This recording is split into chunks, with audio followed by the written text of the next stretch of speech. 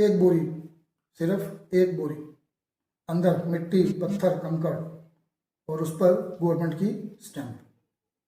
और बाहर एक किसान जो सोच रहा था कि उसकी जिंदगी भर की मेहनत सेफ है। ये कहानी नहीं है, ये गुजरात में हुआ था। और अगर आपने ये नहीं सुना तो आज सुनिए।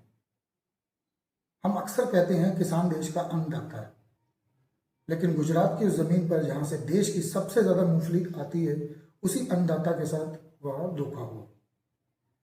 स्वागत है आपका मास टॉक्स में। आज पर्दा उठेगा उस घोटाले पर जहां सरकारी agencies, godown managers, cooperative societies और प्रोक्योरमेंट ऑफिसर्स ने मिलकर एक किसान की पूरी जिंदगी की मेहनत को लिटरली मिट्टी में मिला दिया। आज बात होगी गुजरात के मूंगफली घोटाले की, जहां किसान का पसीना नहीं, किसान का खून बिका। पहले सिस्टम समझते हैं। भारत में एक सरकारी सिस्टम है जिसे कहते हैं MSP, मिनिमम सपोर्ट प्राइस।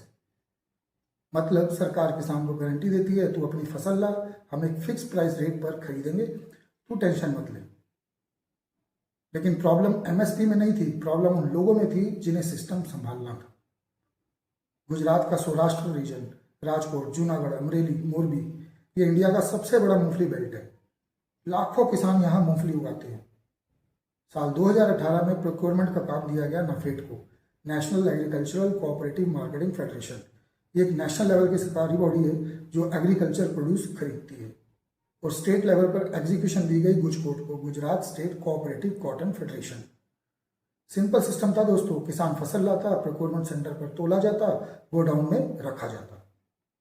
लेकिन इस सिंपल सिस्टम में भी इन लालची लोगों ने चोरी करने का रास्ता निकाल ही लिया। जुलाई 2018, राजकोट डिस्ट्रिक्ट, पेडला गांव, गुजकोट का एक सरकारी गोडाउन। जब ट्रेडर्स गोडाउन से मूंगफली लेने गए, उन्होंने डिलीवरी लेने से साफ इनकार कर दिया। क्यों? क्योंकि बोरियों में जो था वो मूंगफली नहीं थी, मिट्टी थी, पत्थर थे, कंकड़ था। और सुनिए, 35 किलो की एक बोरी में 10 से ज्यादा किलो मिट्टी और रेत और 10 से ज्यादा किलो असली मूंगफली गायब। सिर्फ एक बोरी में, एक बार में, और ऐसी हजारों बोरियों में ये हुआ। और जब ये हजारों बोरियों में होता है तो ये चोरी नहीं रहती, ये इंडस्ट्री बन जाती है। असली मूंगफली निकाल ली गई थी, उसकी जगह मिट्टी भर दी गई थी और वो बोरी सरकार की मुहर के साथ गोडाउन में रख दी गई थी। ये फ्रॉड नहीं था, ये किसान के सपने का कत्ल था। किसान अपनी असली मूंगफली प्रोक्योरमेंट सेंटर पर लाता, रिकॉर्ड बनता और सब कुछ सही दिखता। मूंगफली गोडाउन में जाते जाते बोरियों को कहीं बीच में बदला जाता, असली मूंगफली निकाल ली जाती, अंदर मिट्टी, पत्थर, कंकड़ भर के बोरी बंद। एक प्राइवेट एजेंसी थी एग्रीस्टार, जो क्वालिटी चेक करती थी नाफेड की तरफ से। पुलिस जांच में यह सवाल उठाया गया कि इस एजेंसी ने अपना काम सही तरह किया या नहीं। क्वालिटी पास का सर्टिफिकेट उन बोरियों में भी लगा जिसमें मिट्टी थी। एग्रीस्टार सिर्फ नाफेड ऑफिसर से डील करती थी, ना कि कोऑपरेटिव लीडर से। ये बात नाफेड के वाइस प्रेसिडेंट ने खुद कही। और गोडाउन मैनेजर्स को पता था, कोऑपरेटिव सोसाइटी को पता था, नाफेड गुजरात के ऑफिशियल्स को भी पता था, यानी सब मिले हुए थे। और फिर असली मूंगफली काले बाजार में बेच दी गई मार्केट रेट पर। एक तरफ सरकार से MSP का पैसा मिला, दूसरी तरफ असली मूंगफली बेचकर अलग कमाई। डबल डाका किसान के नाम पर सरकार के पैसों से। ये गलती नहीं थी, ये प्लानिंग थी। और अब सुनना सबसे इंपॉर्टेंट चीज, जब ये फ्रॉड पकड़ में आने लगा तो गोंडाल और शपार वेरवल के मूंगफली गोडाउन्स में आग लग गई। दो अलग अलग जगह, दो अलग अलग इंसिडेंट्स, एक ही वक्त पर। इत्तेफाक? शायद नहीं। जब पुलिस ने जांच की तो शक गया मगन जलावादिया पर, गुजकोट का Saurashtra zone manager. Procurement system का कंट्रोल, गोडाउन का एक्सेस, सब इसके पास था। SP राजकोट बलराम मीना ने प्रेस कॉन्फ्रेंस में कहा, जलवादिया का इन गोडाउन फायर्स में रोल भी जांच का हिस्सा है। सोचो, सबूत मिटाने के लिए गोडाउन्स में आग। और वो बंदा जिसने कंप्लेंट फाइल की, वही बाद में खुद एक्यूज्ड बन गया। SP राजकोट बलराम मीना ने यह भी कहा, हायर अप्स के कॉन्टिन्यूस इंस्ट्रक्शंस के बाद भी उस रात कंप्लेंट देर से फाइल की गई। क्यों देर? शायद इसलिए कि गोडाउन की आग ने जो सबूत जलाए वो किसी ने मिले हुए वक्त में जलवाए थे। यानी सिस्टम के अंदर बैठा आदमी सिस्टम को ही खा गया। नाफेड के 2 सीनियर ऑफिशियल्स नेशनल लेवल की एजेंसी दिल्ली से काम करने वाले दोनों अरेस्टेड। गुजकोट के 2 सीनियर ऑफिशियल स्टेट लेवल की एजेंसी गुजरात के किसानों के नाम पर काम का दावा, दोनों के दोनों अरेस्टेड।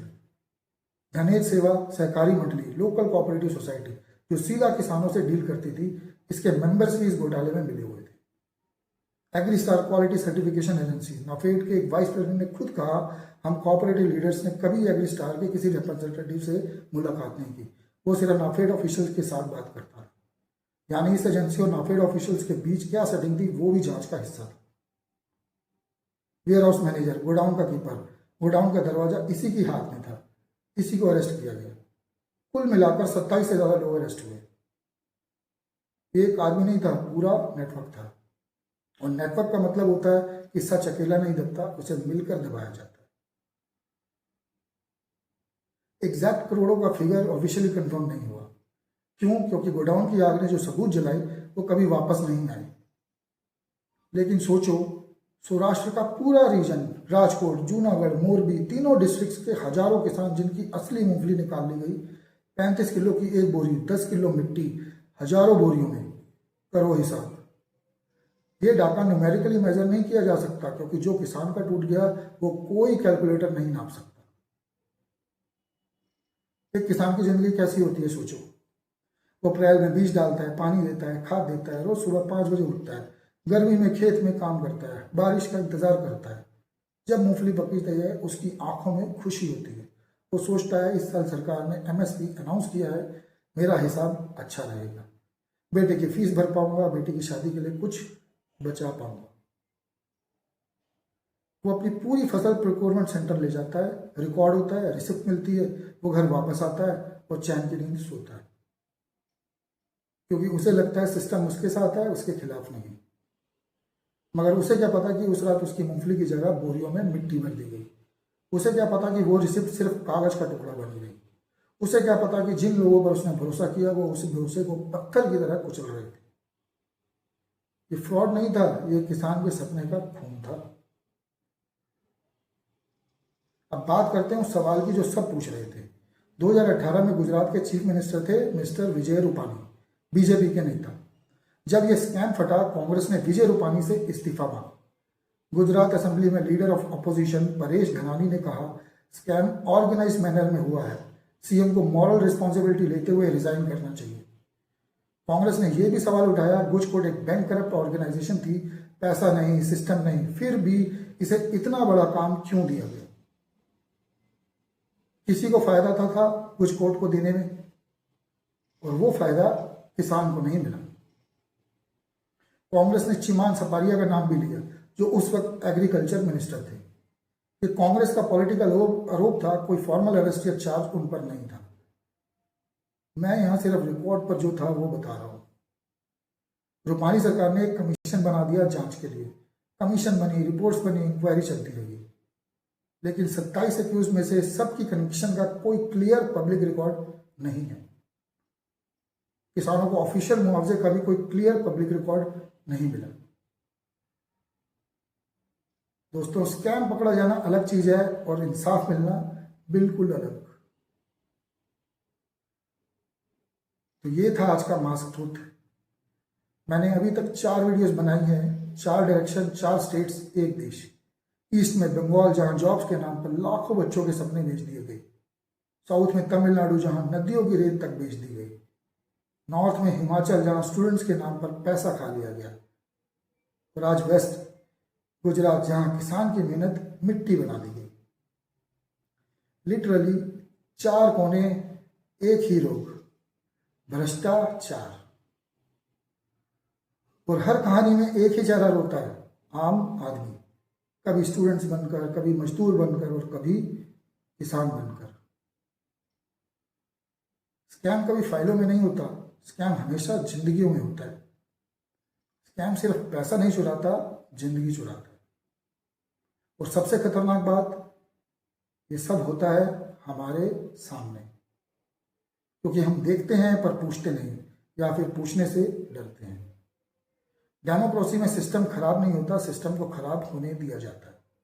इसलिए जब वोट दो तो पूछो, क्या ये इंसान ईमानदार है, क्या इसकी हिस्ट्री साफ है, क्या इस पार्टी का कोई मेंबर जेल गया है। क्योंकि अगर आपने आंखें बंद करके वोट दिया तो फिर नॉर्थ, साउथ, ईस्ट, वेस्ट चारों कोनों में ऐसे घोटाले होते रहेंगे और मास्क ट्रूथ वीडियोस बनाता रहेगा। लेकिन देश वैसे का वैसा रहेगा।